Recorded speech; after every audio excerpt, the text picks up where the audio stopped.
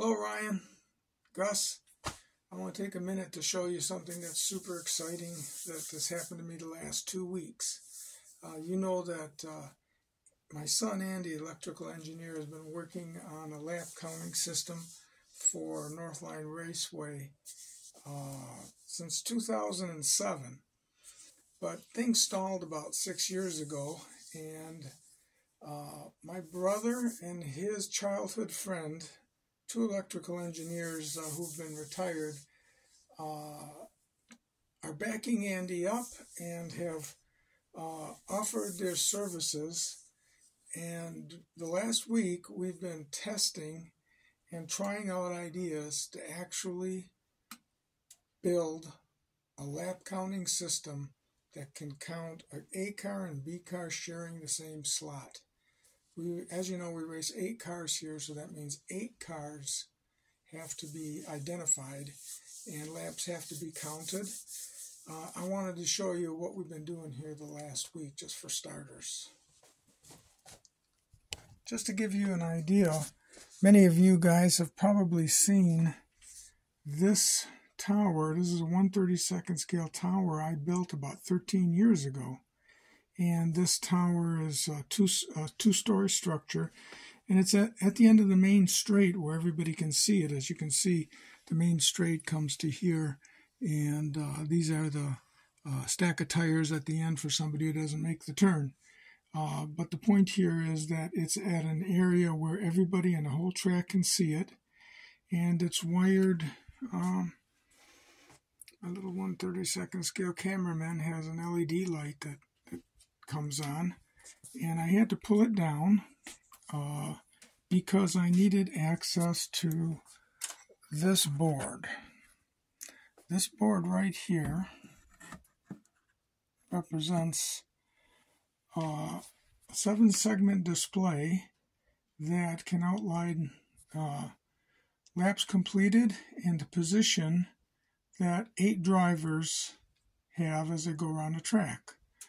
As you know, 2 cars can share 1 slot on my track, so lane 1 has an A and B car, and lane 2 has an A and B car. 3, that gives us 8 cars that race here at Northline.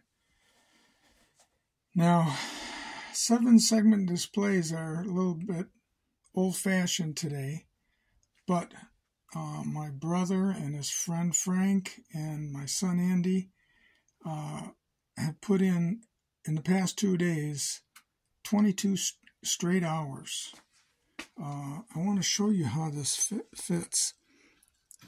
22 straight hours to try to determine what we want to accomplish here and how we're going to accomplish it, actually, is what I meant to say. In the work over the last 2 days, we've realized that the strips that pick up the signal, which we call signal strips, on the racetrack are too short. I think I'll take you around to show you where those signal strips are.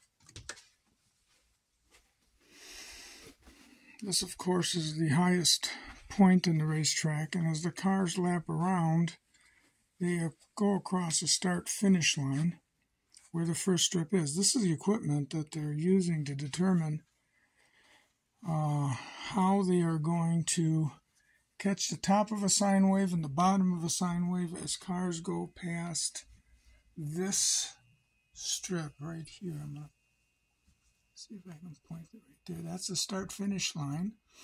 And there's a signal strip there.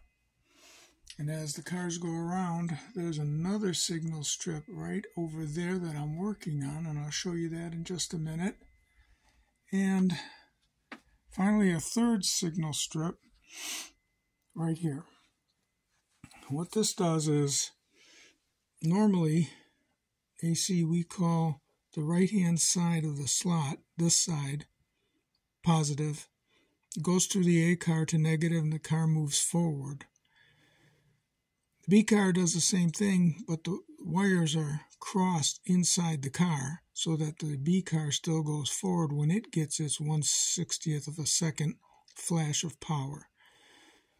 This signal strip right here was put in about 8-9 years ago based on what we thought would be correct, which was 12 to 15 volts of power on this side of the track. That's that little strip. And then this would sense, as the power went through the motor, whether the car was an A or a B car, and it would go to Andy's lap counting system. We determined that that's too short in our tests. I'll walk you back around, and I'll explain that further. And as you can see, the basement's a mess. There's no racing being done, but that's the price you pay for having a scale layout that's so complicated, I guess. Many times I've had to shut the whole track down for months at a time just to work on the scenery.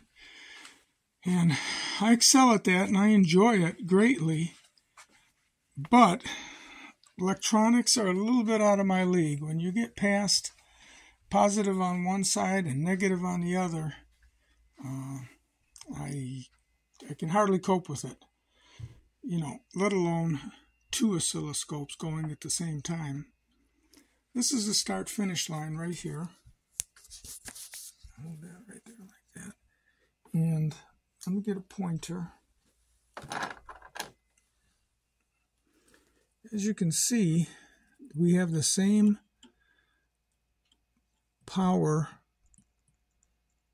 strip here, which sends the power through the car as it's racing past the start-finish line. We determined that was too short.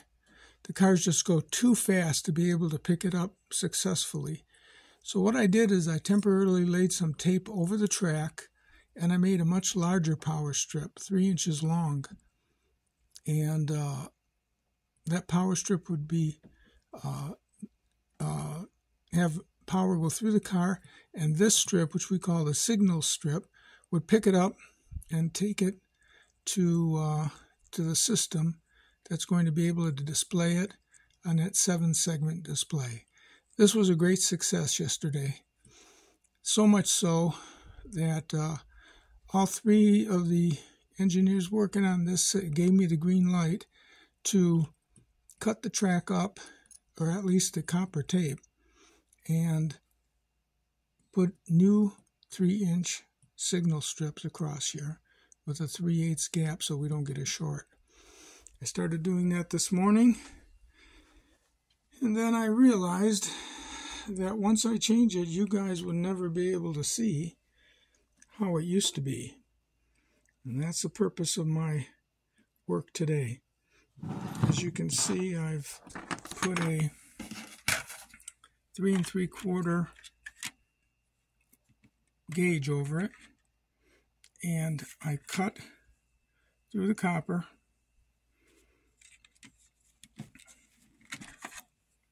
and that gives me the parameters to strip the copper, which I did.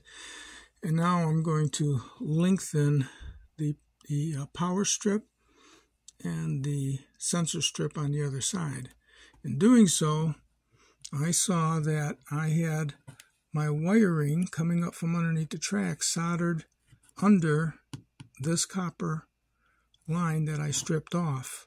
So that complicates things for me, but it's going to be well worth it. I'm still excited about doing this. The main straight comes down past the start-finish line and ends up going into this big right-hander, and that is where the tower sits. What you're seeing on the wall is an elevator shaft that I made to give for realism. I mean, how do guys climb a 3-story tower? Well, there's an elevator shaft behind it, and no one ever sees it. It's back there behind the tower, but I know it's there, and I know I did it right. So hopefully you guys will see a little bit of the of what it takes of 3 electrical engineers to be working on that lap counting system. And I hope that it succeeds.